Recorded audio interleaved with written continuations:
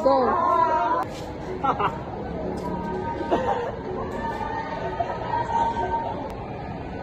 Tara, puntahan natin.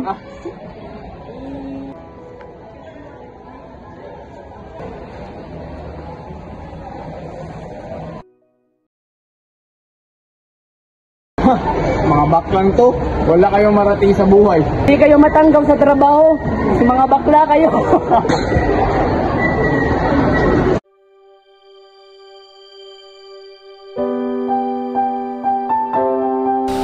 Sa mundo lahat tayo ay hindi perfecto.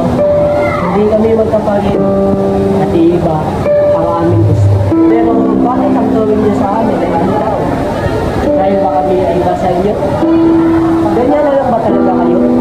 Ay damdamin din kami at nasasagdan tulad nyo. Pumituin nyo kami para kami hindi kami lang sa lipunan.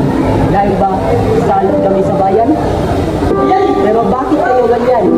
Bakit ganyan ang pagtingin niya sa amin? Kasalanan ba namin ito? Dahil ito ang aming gusto? Kaya di nyo kayang ipispino? Lahat naman tayo ay ginawang pantay. Binigyan tayo ng kalayaan upang pumili kung ano ang ating gusto at kung ano ang ating desisyon. Sana naman tayo ay marunong mag-respeto para kayo rin aming respeto. Kahit iba kami kasabihan, sana pahalagan niya ay mga kapatid. Hindi lang kami bakla lang, kundi isang baklang may nararamdaman. Nilalabanan namin ang aming karapatan. Pero tingin sa aming mga kahilingan.